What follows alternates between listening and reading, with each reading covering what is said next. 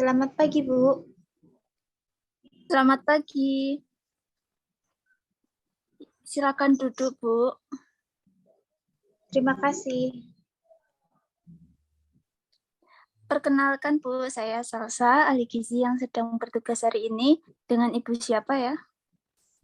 Saya Risma, Bu. Oh, baik, Bu Risma. Kalau boleh tahu, ada keperluan apa ya Ibu datang kemari? Begini, Bu, tadi saya datang ke dokter spesialis penyakit dalam dan dokter tersebut menyarankan saya untuk konsultasi ke ahli gizi di rumah sakit ini. Oh, baik, Bu. Ada rujukannya enggak? Boleh saya lihat? Oh, ada, Bu, ini. Baik, Bu. Saya lihat dulu ya. Jadi berdasarkan dari hasil rujukan dari dokter, Ibu didiagnosis medis mengalami penyakit berat. Nah, sebelumnya saya mau tanya, Ibu sudah tahu atau belum apa yang dimaksud dengan penyakit asam urat? Iya, Bu, penyakit yang menyerang sendi kan, Bu? Ya, betul sekali, Bu. Biar saya jelaskan sedikit ya, Bu. Jadi, asam urat itu merupakan penyakit yang terjadi pada individu dikarenakan kadar asam urat dalam darah. Nah, asam urat dapat bentuk kristal dengan bentuk seperti jarum. Nah, akibatnya kondisi itu didapat menyebabkan serangan gout yang sangat nyeri, disertai kemerahan, bengkak, dan hangat di area yang diserang atau yang terkena. Oh, seperti itu ya, Bu. Iya, Bu. Nah, oleh karena itu, tujuan kita di sini itu untuk mendiskusikan perubahan pola makan dan pola hidup Ibu Risma untuk mencegah dan mengatasi asam urat. Nah, untuk itu saya harap kerjasama dari Ibu Risma untuk keberhasilan proses konseling ini. Apakah Ibu bersedia? Iya, Bu, bersedia. Baik, Bu. Sebelumnya Ibu sudah mengukur tinggi badan dan berat badan Ibu? Iya, sudah untuk berat badan saya 46 kilo dan untuk tinggi badan saya yaitu 151. Oh, baik, Bu. Jadi untuk berat badan Ibu 46 kilogram dan untuk tinggi badan yaitu 151 ya. Jadi berdasarkan hasil perhitungan status gizi Ibu itu normal. Oh, alhamdulillah kalau begitu, Bu. Saya mau tanya, apa penyebab dari penyakit asam urat itu ya, Bu? Wah, pertanyaan yang bagus ya, Bu.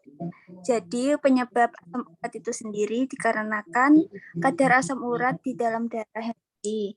Nah, tingginya asam urat di darah itu dipengaruhi oleh makanan yang dikonsumsi mengandung purin yang tinggi. Apabila makanan tersebut dikonsumsi secara sering, maka asam urat akan menumpuk di dalam tubuh dan membentuk kristal urat yang tajam seperti jarum, kemudian itu menyerang urat di jaringan sendi atau sekitarnya yang menyebabkan rasa sakit, nyeri atau peradangan, dan pembekakan. Oh, seperti itu ya, Bu. Untuk gejala penyakitnya apa cuma nyeri di sendi saja ya, Bu? Iya, Bu, sebagian besar penyakit asam urat ini memiliki gejala yaitu nyeri pada sendi. Nyeri ini tiba-tiba muncul dan menjadi parah pada saat tengah malam atau dini hari. Terus kemudian rasa nyeri itu bisa terasa hangat pada saat disentuh dan terlihat merah atau ungu. Jadi nyeri sendi itu hingga sendi terasa kaku dapat menyebabkan terbatasnya pergerakan seperti sulit berdiri, sulit jongkok, jari tangan itu sulit digerakkan, dan sebagainya. Terus sendi yang paling sering terkena itu adalah sendi jempol, terus pergelangan kaki, lutut, siku, pergelangan tangan, dan jari-jari tangan. Nah, apabila asam urat ini tidak diobati dalam jangkau yang lama, itu jika artritis gout tidak diobati dalam jangka waktu yang lama, kristal itu dapat membentuk gumpalan di bawah kulit di sekitar sendi. Jadi kristal dapat membentuk gumpalan di bawah kulit di sekitar sendi itu mereka disebut topi. Jadi mereka itu tidak sakit, tetapi tidak mempengaruhi cara penampilan sendi. Jadi jika kristal menumpuk di saluran kemih, mereka dapat membentuk bagian ginjal. Begitu. Wah, seperti itu ya, Bu. Jadi bahaya ya, Bu, jika asam urat tidak segera diobati. Nanti dapat menimbulkan masalah yang lain ya ternyata. Kalau begitu bagaimana cara pencegahan atau pengobatan asam urat itu sendiri ya, Bu? Nah, asam urat itu sendiri dikarenakan kebiasaan makan yang dikonsumsi setiap harinya. Jadi untuk pencegahan atau pengobatannya mudah sekali. Ibu dapat membatasi makanan yang mengandung purin yang tinggi karena cara ini itu efektif sekali untuk pencegahan asam urat. Oh, seperti itu ya, Bu. Saya tidak mau penyakit saya bertambah buruk, Bu. Jadi saya harus bagaimana ya, Bu? Baik, Bu. Kalau Ibu bersedia, saya akan membantu Ibu. Bagaimana, Bu? Iya, Bu. Saya bersedia. Jadi, Ibu hanya perlu mengikuti diet yang saya anjurkan. Waduh, susah ini, Bu.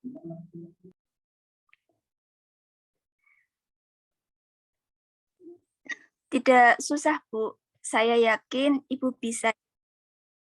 Ini bahan makanan yang harus dihindari ya, Bu.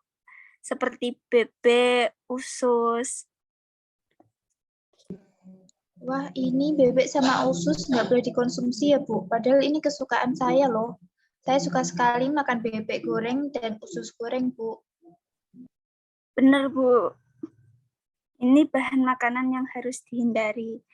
Jadi meskipun bebek goreng dan usus goreng enak, kalau membuat Ibu tidak sehat dan memperparah penyakit Ibu kan bahaya. Jadi mulai sekarang harus dihindari ya, Bu. Jangan makan bebek goreng dan usus goreng lagi ya, Bu. Baik, Bu, saya usahakan. Kalau tempe goreng atau tahu goreng gitu, apa harus dibatasi? Saya suka sekali makan tempe sama tahu goreng, Bu. Hampir setiap hari saya makan. Sehari berapa kali Ibu makan tempe sama tahu gorengnya? Sehari bisa 2-3 kali, Bu. Wah, banyak sekali ya, Bu. Itu harus dikurangi ya, Bu. Untuk tempe dan tahu itu boleh dikonsumsi 1 kali sehari dengan ukuran setengah potong sedang. Seperti ini, namun setengahnya ya, Bu. Nah, harus pilih salah satu, jangan mengkonsumsi dua-duanya ya, Bu, karena bisa meningkatkan kadar asam urat Ibu. Jadi saya nggak boleh makan tahu sama tempe goreng ya, Bu? Bukan tidak boleh makan tempe dan tahu, Bu, hanya harus dibatasi. Ibu pasti bisa coba perlahan-lahan, Bu. Baik, Bu. Terus apa lagi yang harus saya lakukan, Bu? Memperbanyak mengkonsumsi buah-buahan dan agar itu zat gizinya itu tercukupi dan buah itu tidak mengandung purin yang tinggi. Selain itu, minum air putih yang banyak, minimal 2 liter, sehari itu 2 liter, supaya dapat membantu mengeluarkan asam urat dalam darah melalui urin. Begitu, Bu. Baik, Bu. Tapi saya kurang suka mengonsumsi buah, Bu. Gimana ya? Mungkin bisa dikonsumsi dalam bentuk lain, Bu, seperti salad buah, jus buah, es krim buah, puding buah, dan lain-lain. Begitu. Nah, mungkin kalau seperti itu saya masih suka, Bu. Apakah Ibu sekarang sudah paham dengan penyakit asam urat? Sudah, Bu. Saya sudah paham sekarang. Baik, Bu. Mohon maaf sebelumnya. Apakah Ibu bisa mengulangi apa saja yang harus Ibu lakukan? Baik, tadi saya harus menghindari makanan yang mengandung purin tinggi. Saya harus menghindari makan bebek goreng dan usus goreng. Saya juga harus membatasi makan tempe dan tahu goreng. Dan boleh memakannya namun sehari 1 kali. Saya harus banyak mengonsumsi buah-buahan dan minum air putih sebanyak minimal 2 liter sehari. Baik, sekarang Ibu sudah paham. Semoga Ibu dapat melaksanakan diet ini sehingga penyembuhan penyakit Ibu bisa lebih cepat. Baik, Bu. Baik, untuk sesi konseling kita cukupi hari ini ya, Bu. Dan kita rencanakan untuk konseling selanjutnya 2 minggu kemudian. 1 hari sebelumnya saya akan ingatkan Ibu melalui telepon. Apabila masih ada yang belum dipahami, Ibu bisa menghubungi saya, nggih. Baik, Bu. Terima kasih, Bu, atas bantuannya. Sama-sama, Bu. Terima kasih juga atas kerjasamanya. Sekian percakapan konseling dari kami. Untuk selanjutnya, tahap evaluator untuk menyampaikan nilainya. Baik, mungkin selanjutnya di sini saya sebagai evaluator akan menilai berjalannya percakapan konseling gizi. Dari percakapan tadi, menurut 5 tahapan konseling gizi sudah cukup baik. Yang pertama yaitu ada tahap persiapan. Di situ klien sama konselornya sudah menyampaikan tujuannya dan telah menyampaikan salam. Kemudian yang kedua tahap perkenalan.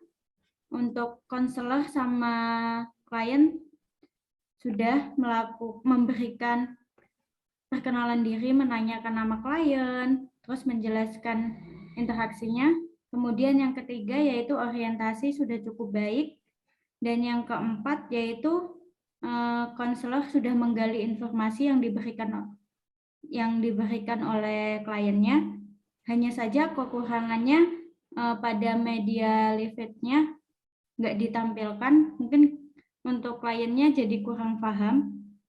Terus yang terakhir yaitu tahap terminasi telah disampaikan, klien sudah meringkas kembali apa yang disampaikan oleh konselor.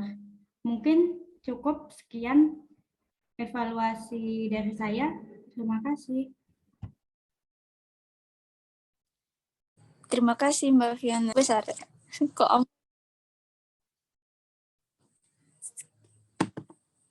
sekian untuk tahap konseling asam urat. Wassalamualaikum.